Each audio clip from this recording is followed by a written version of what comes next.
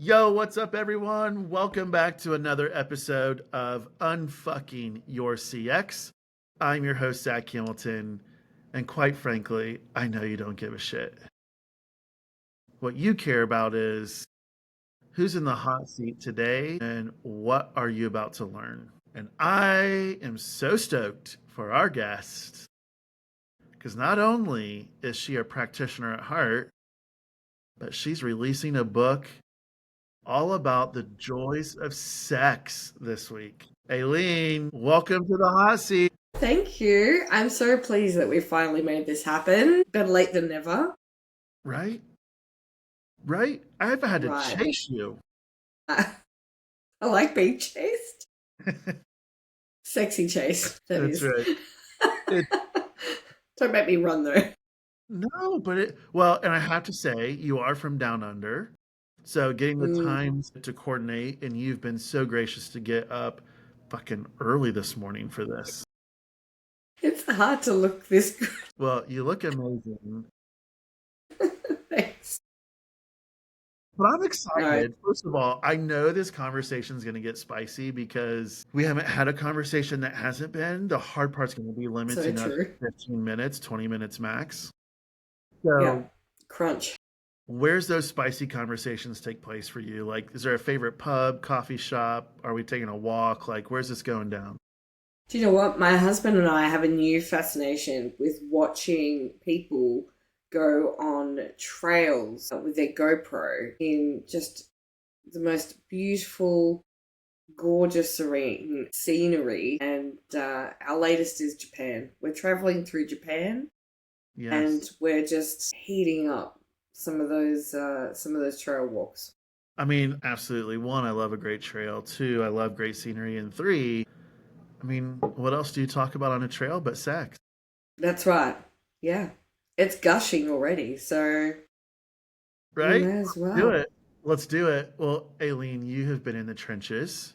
Spent a Mm. lot of your career in retail, and you are an incredible CX leader who Oh, doesn't talk all about surprise and delight.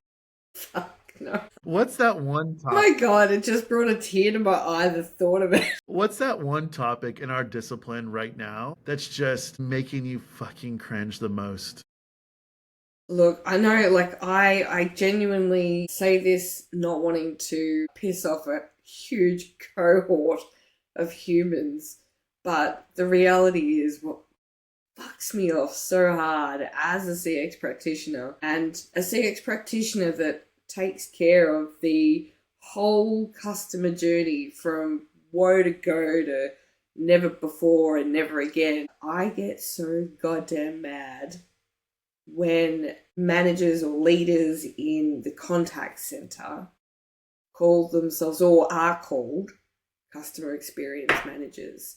And then through that, their team are called customer experience professionals or team members or whatever that like sexy little buzzword is that makes them feel good about themselves. Fucks me off so hard.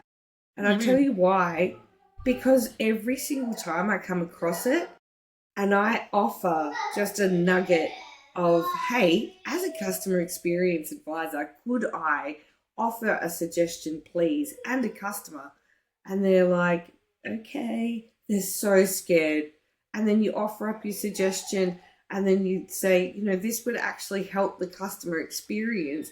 And they're like, oh, we don't do that. I'm like, what the fuck do you do then? What the fuck do you do? You're an overglorified support call center. And that's not to hate on call centers, right? I have the hugest respect and empathy for what they do and who they have to put up with and everything like that. And I apologize if you can hear my very sad toddler in the background who wants to be a part of this. But the reality is, when I speak to the leaders in those areas and I say, so what part of the customer experience do you have influence over? 100% of the time, it's none. yeah. And that also needs to be rectified. I was dying laughing with a belly chuckle. You got me to belly chuckle, but I was thinking of this one specific leader on LinkedIn, and I will not call this person's name out nor give pronouns. Pronoun. But But they. the title, I'll say the title. I was trying to think about how do I do this without a pronoun. The title is CSX leader, Customer support experience? customer service experience leader. Customer service. And they advocate that CX should report into CS. I mean, look, if I was to have my choice, I would say that in my experiences, CX has always done more good under areas like operations, for example, than it has under marketing. Because I believe under marketing, they get very twisted and they think it really is all about their next EDM, right? Yeah. At least in operations, I find tends to have a finger in every honeypot, as I say in my book, right? And it's in their interest to make sure everything from systems to cross-functional departments to customer service, all the shebang is shebanging, right? Yeah.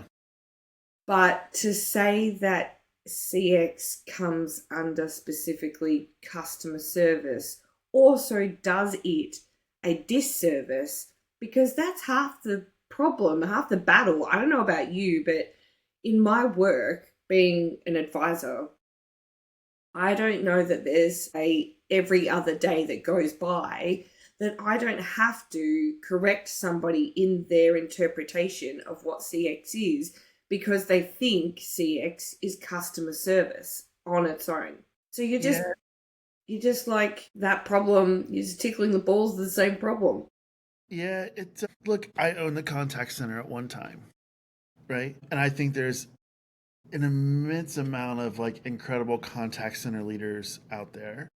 So many. I don't want to diminish, to your point, I don't want to diminish them or their role. But the way that I essentially broke, and it's not that I'm elevating CX any higher than CS, I think they're both really important functions that actually have to play very, very nice together, right? They need to be toy. Yes, because ultimately, if you think about it, you have your brand promise, operations delivers on it. CX measures how well did we operationalize the brand promise. And customer service is there when those experiences break down and they need help.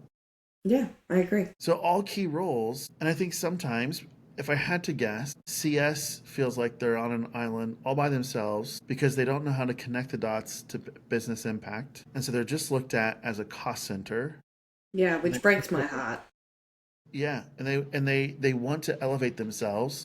But I'm like, fuck, the CX leader is challenged as well. Like, yeah, look, and they all face their own intricate little politics and challenges. Don't get me wrong, but the thing that really I feel like it does them dirty, right? Because they're out there with this title, and a boss of mine used to say titles don't matter. I'm like, fucking bullshit. They do matter.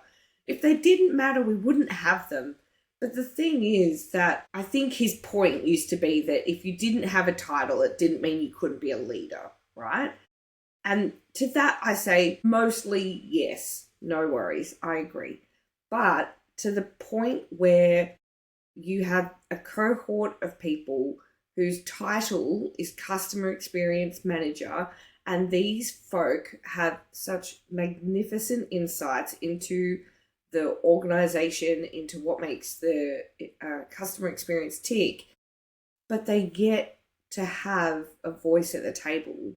And then there's this double done dirty where they've got the title. So there's this kind of like insipid expectation that the experience is on them, when in actual fact, it's fucking not. And I can't fathom that even if, say a CS, a customer support leader, doesn't have a voice at the table, I can't fathom how a comprehensive or comprehending, I should say, C-suite can't see the gold in them there that they're not bringing out for the benefit of the organization. And it's one thing, I not long had the very wonderful privilege of speaking at the Oz Contact Center Association conference, annual conference, and we had a conversation about, customer support managers and how do you get a seat at the table.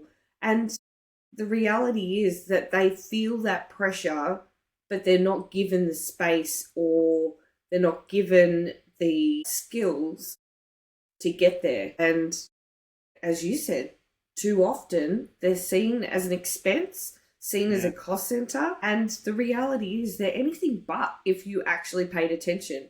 But I can't even fathom how someone gets to like a C-suite level and doesn't see already that they have a group of people that they need to pull up with them. Yeah, what you just started to make me think about here is, and we'll unfuck your topic here in a second. But to me, I think it's all about language. And as you were kind of explaining this, to me, it's like, what is the language of the contact center leader? Customer support leader, very much the same as the language from the CX leader. And so I started to scratch out this pyramid. If you think about where most CX leaders sit, is at the base of the pyramid. Yeah. Right? Where all they talk about is like vanity metrics, NPS, CSAT, blah, blah, fucking barf, right? And if you think about the contact center leader, what they're talking the most about is, who knows, average handle time, first call resolution, time on hold. And again, the executives are just saying, like, so what? Like, what does this mean? I think part of it is executives don't really understand what that language means because those are very much like vanity operational metrics. Yeah. And you guys think about it, right? At the very top of the pyramid, it's like they speak growth rate, EBITDA, margin, customer equity, kind of the, at RVP level speaks more like lifetime value, retention, expansion, cost to serve. And then you have this like director level, which is like kind of behavioral metrics, time to repeat purchase, shopping frequency, AT, UPT, those things. Yeah. And so when you think about it, to me, they're just looked at as a cost center because typically it's, let's just be honest, they're handling churn. Yeah. And potential, yeah.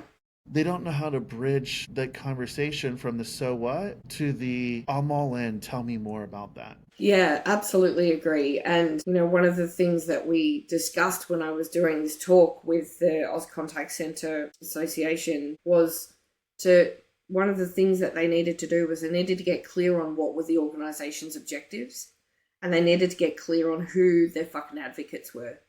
Because no different to our customers being our advocates, we too, whether you deem it a mentor, whether you deem it somebody in the room who can say, hey, Aileen, I see that you've brought in a dashboard and that's cute, but ultimately our objective here is XYZ. And I'm going to advocate for you if you can come in next week with information that speaks to that.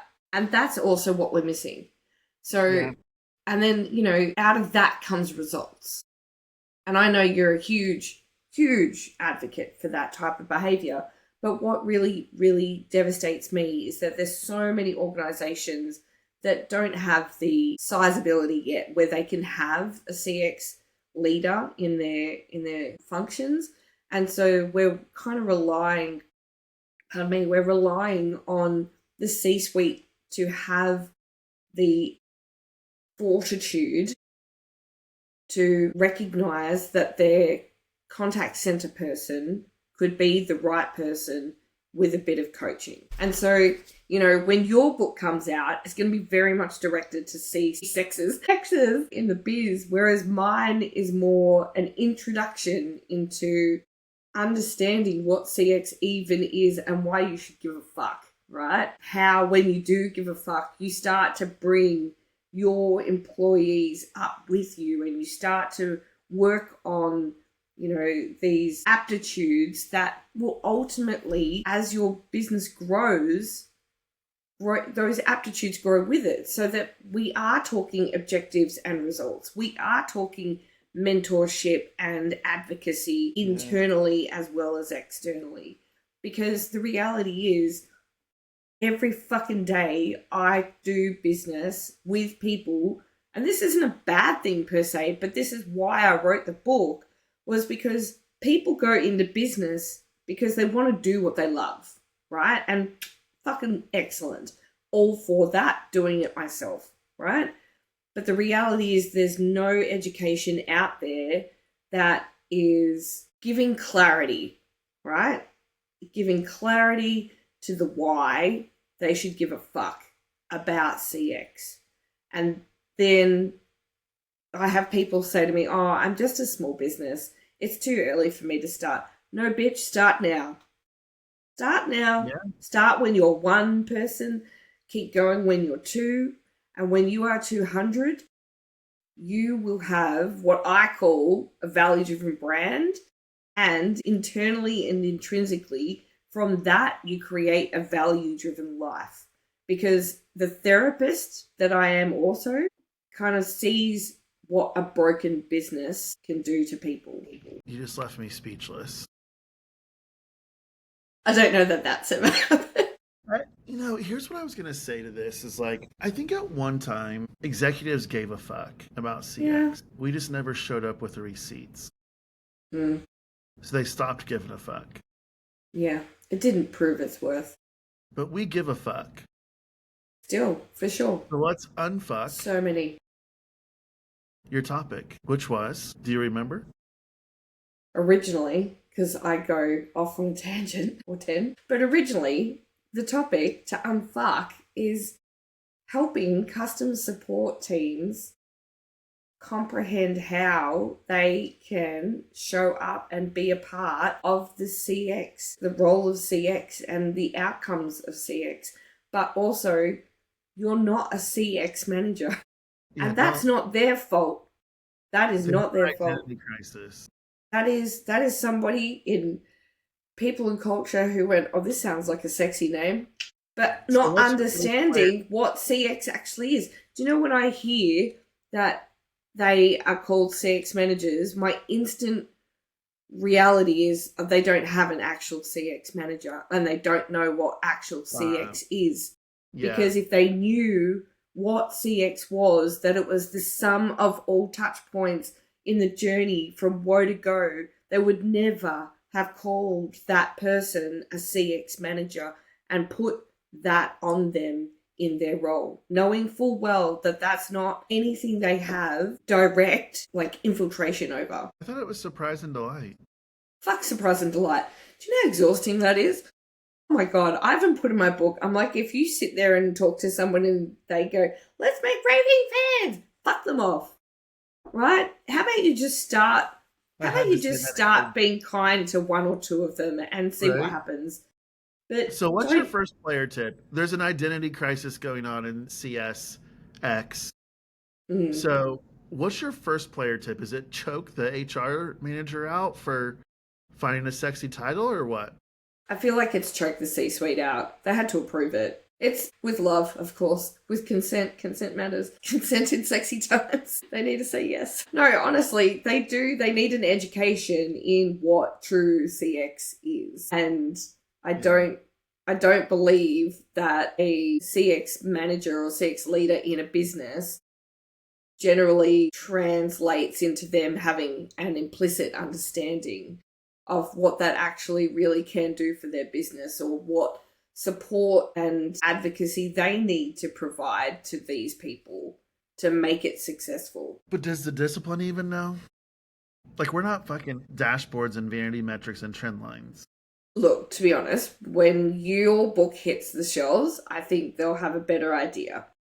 But the reality is, I think there's a lot of people out there doing a bit of duck on water shit, right? They're fucking 50 miles an hour under the water, just trying to stay afloat and manage the expectations, the lofty expectations. I've seen some CX leaders where they've basically been told if the financial year results don't like math, that it'll be their next. And I'm like, what are you doing about that? And they're like, I don't know what to do. I'll tell you what they're doing. They're looking for God. job right now. Look for another fucking job. Yeah, so But that's the pressure that they have been put under, and I yeah, feel like they are feeling themselves quite voiceless. yeah. The math You isn't know, math. they need a come to Jesus moment. Yeah, that's it, right? The math isn't mathin'. So educate and give it a come to Jesus moment. What's player tip number 2? I think player tip number 2 is, again, it's for the CX leaders. If you have a CX leader in an organization, to become besties with the customer support team. Their insights are genuinely gold in the Yeah. hills. And the reality is, in so many instances, people don't even think to go and see them to coagulate the information and figure out what's going on and what's being discussed, what's trending. And a lot of companies still don't have, sexy dashboards or real-time information, and so to collect the analytics of what they are experiencing can be a bit of a pain in the Yeah, dick it is. hole, as I say, but Yeah. I it's mean, worth it. it is. They're sitting on such a gold mine, right? And there's too many Mm, technologies out there that are so freaking inexpensive that you can get this gold mine, right? It's like yeah. just do it. Stop cracking on with your mediocre strategy and have some courage and step out of the box and say, I'm going to do something a little bit new. Maybe I buy. think, yeah, give yourself permission to just, again, have that come to Jesus moment where you're like, I'm either going to step in and step up or I'm going to step out. Yeah, absolutely. I think that's such a great player tip because there's too many CSers and even CXers who are just riding the status quo, right? Mm. Just get by. Aileen, what's player tip number 3? I think player tip number 3 is, if you're a business, buy my book. And if you're a CX practitioner, buy Zach's book. Honestly, just get started. Get the casual hookup to how this plays out The for cash. the now and the future. I love that. I think that's, well, yes. And I love how you're just like, look at one person, just get started. At two people, keep going. Yeah. Two Because, people's a team, baby. yeah, because ultimately, at the end of the day, it's like that experience is your brand. Yeah. And I mean, are you going to die on the hill that says, no, I don't want to invest in my experience? Like, And pleasing people. what the fuck are you in business for? Get out. I'm a Give someone pleaser. else a chance. I'm a Do it pleaser. right. I mean, that's not to say that, everyone has to have it right the first time, but like lean in and give it a fucking crack and educate yourself, because the reality is, you don't need ridiculously expensive courses or any of the type to learn how to do it. I mean, mind you, if you want to pay for my ridiculously expensive courses to learn how to do it, then absolutely, or Zach's when they come online, feel free. But the reality is, for $30 and some time at night before you go to bed, put the phone down, stop the doom scrolling, read a fucking book, and feel enlightened about where you're going to take your organization and your practitioner position.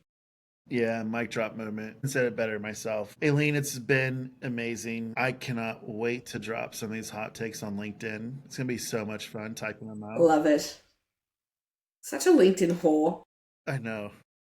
I love it. I've committed myself to that. I thought I was a LinkedIn whore, but then you came along. Look, there's more people out there that spend more time on LinkedIn than me. I get so burnt out on it. Like, I just, especially when you're, I think you and I connected on this too. It's like when you're Mm, writing a book, mm, it is so, it's not just like mentally draining, but like emotionally draining, physically draining. Like, yeah. I have felt emotions that I never even knew existed. Oh, that's so good. Imagine what your readers are going to feel. We'll see. I But you can't know wait. that, right? Like, I'll never forget when you posted your video of like, When it's I said done, I've done, it's finished done, writing. it's done. And it's like, I could feel that emotion behind you of just like, On oof, the other side of the world. yeah, absolutely. But Aileen, if our readers want to connect a little bit further with you, where can they? find you? You're probably best to hit me up at Aileen Day at CEXy on LinkedIn. Yeah, it's where I go to play. I can't believe I have a CCXP on the podcast, but I love you anyway. Look, not some of us are cool, right?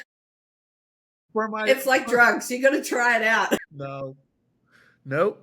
I've always just said no. I listened to Listen to your parents. Moms Against Drugs. What was that in school? Students Against whatever that. I think that's an American thing. Australia's I wore my parents just say and start with everything. half.